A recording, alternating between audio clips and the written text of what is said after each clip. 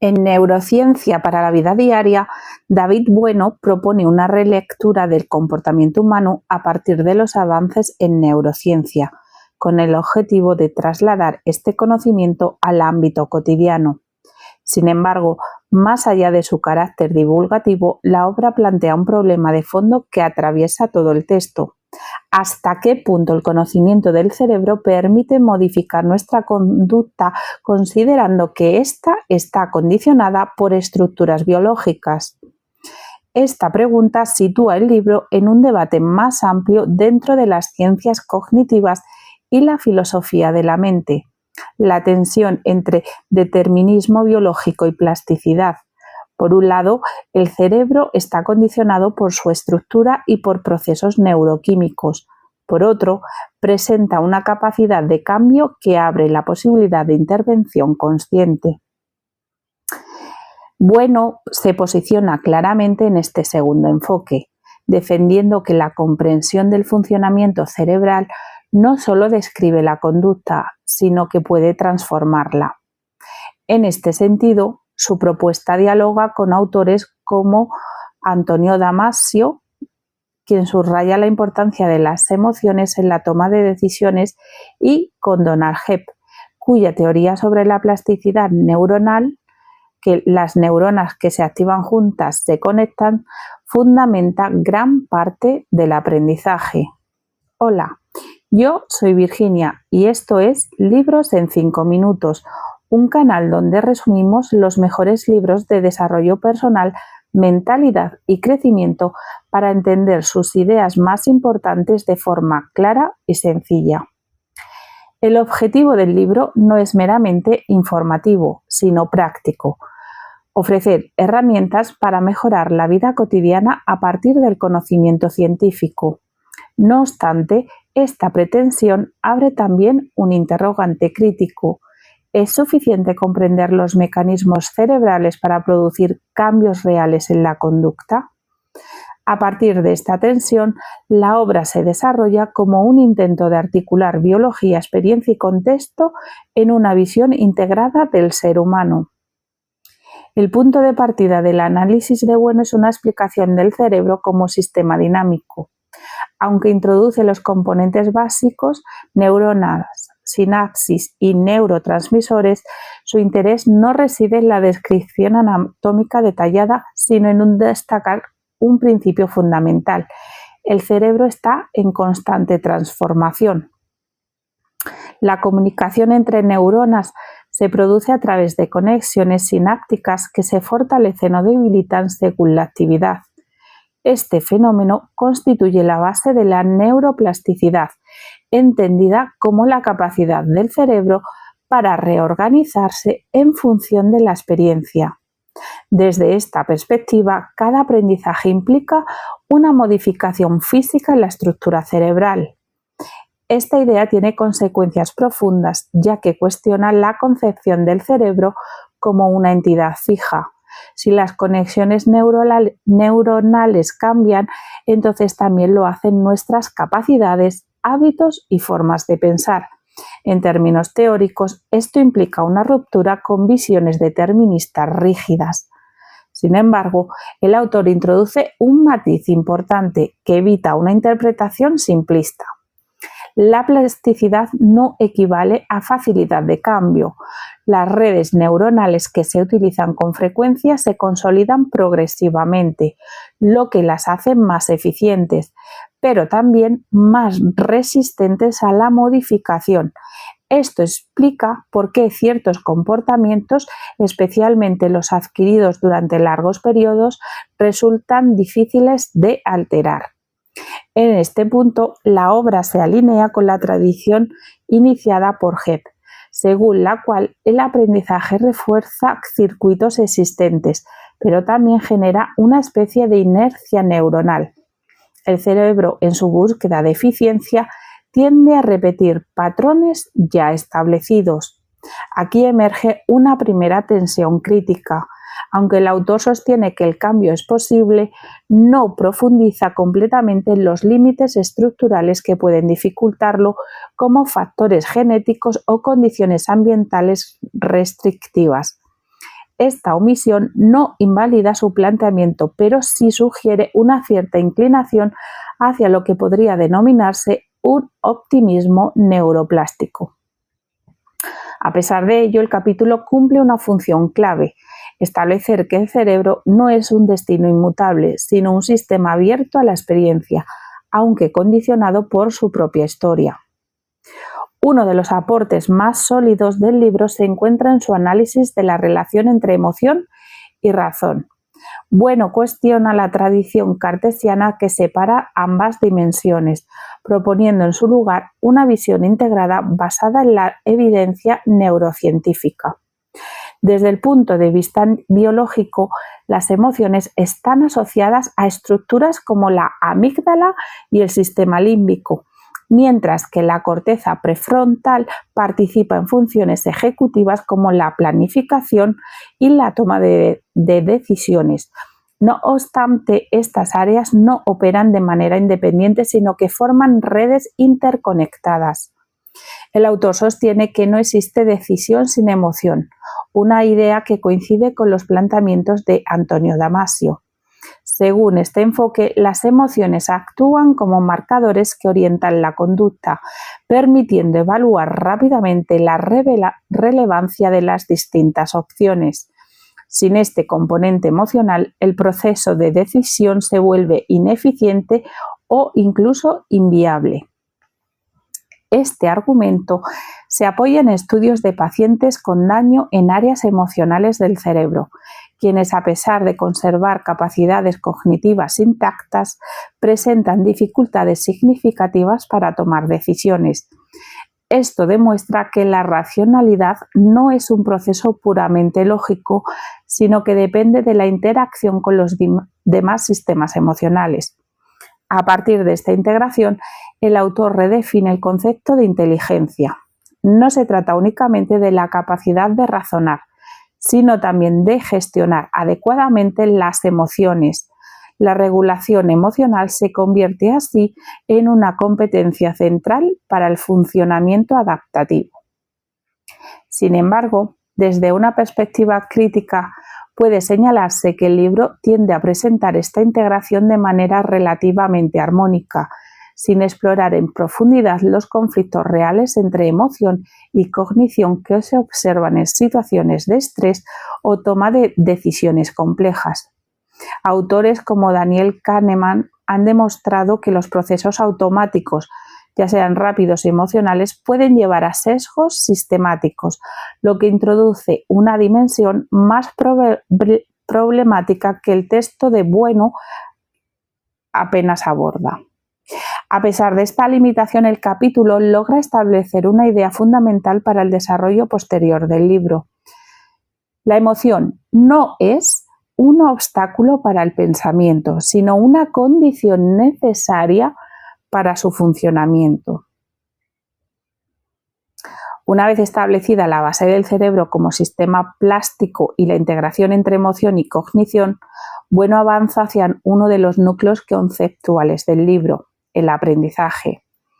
Lejos de entenderlo como una actividad exclusiva intelectual, lo define como un proceso biológico complejo que implica la reorganización constante de las redes neuronales. Desde esta perspectiva, aprender no significa incorporar información de manera pasiva, sino transformar activamente la estructura del cerebro.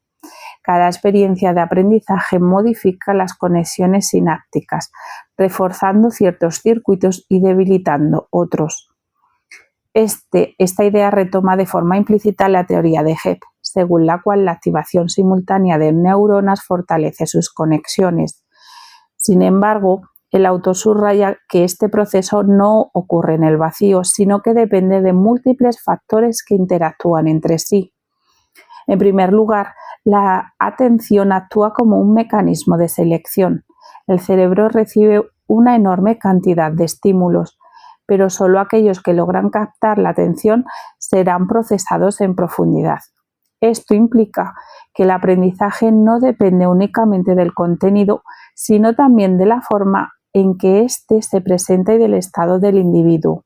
Un contenido potencialmente relevante puede no ser aprendido si no logra activar los mecanismos atencionales. En segundo lugar, la emoción desempeña un papel decisivo. Como se ha señalado antes, los contenidos asociados a experiencias emocionales tienden a consolidarse con mayor facilidad en la memoria. Esto se debe a la interacción entre el sistema límbico y el hipocampo, que favorece la fijación de información significativa.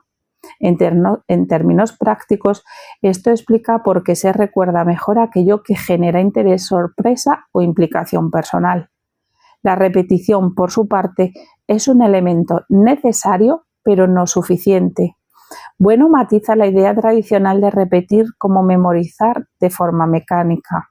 La repetición efectiva implica reactivar las redes neuronales en contextos diversos, lo que permite una consolidación más robusta y flexible del conocimiento.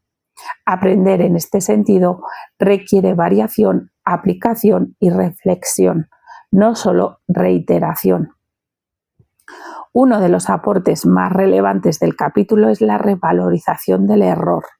En contraste con modelos educativos que lo penalizan, el autor lo presenta como un mecanismo esencial para el aprendizaje. Cuando el cerebro detecta un error, activa procesos de ajuste que permiten corregir y afinar las representaciones internas. Este proceso no solo mejora el rendimiento, sino que fortalece la comprensión.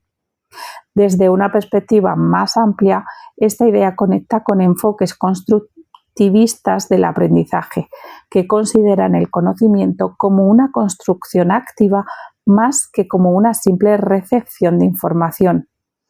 El sueño aparece como un factor crítico que a menudo es subestimado. Durante el descanso, el cerebro consolida los aprendizajes adquiridos, reorganiza la información y elimina lo irrelevante. La privación del sueño no solo afecta la atención y el rendimiento inmediato, sino que compromete la capacidad de aprendizaje a largo plazo. A partir de estos elementos, Bueno plantea una crítica implícita a los sistemas educativos tradicionales, que suelen centrarse en la transmisión de contenidos sin tener en cuenta las condiciones biológicas del aprendizaje. La falta de atención a factores como la emoción, el descanso o la gestión del error limita la eficacia de estos modelos. Para ilustrar estas ideas, puede considerarse el caso de un estudiante que intenta preparar un examen memorizando apuntes durante largas horas sin descanso. Aunque inicialmente puede retener cierta información, la falta de sueño y la ausencia de implicación emocional dificultan la consolidación del aprendizaje. En cambio, si el mismo estudiante distribuye el estudio en sesiones más breves, incorpora pausas, relaciona los contenidos con ejemplos significativos y duerme adecuadamente, el resultado será mucho más efectivo. Este ejemplo muestra que aprender no depende únicamente del esfuerzo, sino de cómo se organiza ese esfuerzo en función del funcionamiento del cerebro. El análisis del aprendizaje conduce de manera natural al estudio de los hábitos, que representan la consolidación de conductas a través del tiempo. Mientras que el aprendizaje implica cambio, los hábitos implican estabilización. Son patrones de comportamiento que el cerebro automatiza para reducir el esfuerzo cognitivo. Bueno explica que el cerebro opera bajo un principio de eficiencia. Dado que los recursos atencionales y cognitivos son limitados, resulta adaptativo convertir ciertas conductas en automáticas. Este proceso involucra estructuras como los ganglios basales, que permiten ejecutar acciones sin necesidad de supervisión consciente constante. Los hábitos se configuran a partir de un circuito relativamente estable compuesto por tres elementos: una señal que desencadena la conducta, una rutina que constituye la acción y una recompensa que refuerza el comportamiento. Con el tiempo, este circuito se consolida, haciendo que la conducta se repita de manera casi automática ante determinadas condiciones. Uno de los aspectos más relevantes del análisis es la afirmación de que los hábitos no desaparecen completamente. Aunque puedan debilitarse, las redes neuronales que los sostienen permanecen activas. Esto explica por qué ciertas conductas reaparecen incluso después de haber sido abandonadas durante un tiempo. Desde esta perspectiva, el cambio de hábitos no consiste en eliminar conductas, sino en sustituirlas, es decir, mantener la señal y la recompensa, pero modificar la rutina. Este enfoque resulta más realista que la idea de empezar de cero, ya que reconoce la persistencia de las estructuras neuronales. El entorno adquiere aquí un papel determinante. Las conductas no surgen de manera aislada, sino en contextos que las facilitan o dificultan. Modificar el entorno puede alterar significativamente la probabilidad de que un hábito se active. Por ejemplo, eliminar estímulos asociados a una conducta no deseada o introducir señales que favorezcan una conducta positiva puede ser más eficaz que depender exclusivamente de la fuerza de voluntad. Este punto introduce una crítica implícita a las concepciones individualistas del cambio, que atribuyen el éxito o el fracaso exclusivamente a la motivación personal. Bueno sugiere que el comportamiento está profundamente condicionado por el contexto, lo que obliga a adoptar una visión más compleja. Un caso cotidiano puede observarse en el intento de reducir el uso excesivo del teléfono móvil. Si una persona decide simplemente usar menos el celular, es probable que fracase, ya que el hábito está asociado a múltiples señales: aburrimiento, notificaciones, rutina diaria. Sin embargo, si modifica el entorno, por ejemplo, desactivando notificaciones, alejando el dispositivo durante el estudio o estableciendo horarios específicos, aumenta significativamente la probabilidad de cambio. Este ejemplo ilustra una idea central del capítulo. La conducta no se modifica solo desde la intención, sino desde la estructura en la que se desarrolla. En este tramo del libro, Bueno aborda el estrés desde una perspectiva que evita simplificaciones. En lugar de presentarlo únicamente como un fenómeno negativo, lo define como una respuesta adaptativa del organismo, diseñada para hacer frente a situaciones que requieren una reacción rápida. Cuando una persona percibe una amenaza o un desafío, el cuerpo activa una serie de mecanismos fisiológicos: aumento de la frecuencia cardíaca, liberación de cortisol y adrenalina y una mayor focalización de la atención. Este estado, conocido como estrés agudo, puede resultar beneficioso, ya que mejora el rendimiento en situaciones puntuales al preparar al organismo para la acción. Sin embargo, el problema surge cuando esta activación se mantiene en el tiempo. El estrés crónico altera el funcionamiento del cerebro, afectando especialmente al hipocampo, relacionado con la memoria, y a la corteza prefrontal, encargada de funciones ejecutivas como la planificación y la toma de decisiones. Como consecuencia, la persona no solo experimenta un deterioro cognitivo, sino también una mayor reactividad emocional. Esto implica que las respuestas se vuelven más impulsivas y menos reguladas, lo que afecta directamente la calidad de las decisiones. Desde una perspectiva teórica, este punto conecta con la tensión previamente señalada entre emoción y cognición. En condiciones de estrés elevado, el equilibrio entre ambas se rompe, predominando respuestas emocionales rápidas por sobre procesos reflexivos más complejos. Bueno insiste en que el objetivo no es eliminar el estrés, lo cual sería imposible y en cierto sentido indeseable, sino evitar su cronificación. Para ello propone estrategias como la actividad física, el descanso adecuado y el mantenimiento de relaciones sociales positivas. No obstante, aquí puede introducirse una observación crítica relevante. El autor tiende a presentar la gestión del estrés como una responsabilidad principalmente individual, sin profundizar en factores estructurales que pueden generarlo, como condiciones laborales, económicas o sociales adversas. Esta omisión limita parcialmente el alcance de su propuesta, ya que no todos los individuos disponen de los mismos recursos para gestionar su entorno. Al final de la obra, Bueno amplía análisis para incorporar la dimensión social del cerebro. Esta perspectiva resulta fundamental, ya que permite superar una visión individualista del comportamiento. El cerebro humano ha evolucionado en interacción con otros, lo que implica que muchas de sus funciones están orientadas a la vida social. Procesos como la empatía, la cooperación y la interpretación de las emociones ajenas tienen una base neuronal que facilita la convivencia. Las relaciones interpersonales desempeñan un papel clave en la regulación emocional. La interacción con otros puede reducir el estrés, mejorar el bienestar y favorecer el aprendizaje. En contraste, el aislamiento social tiene efectos negativos tanto a nivel psicológico como biológico, aumentando la vulnerabilidad a trastornos emocionales. El autor también destaca la influencia de la cultura, entendida como el conjunto de normas, valores y prácticas que estructuran la vida social.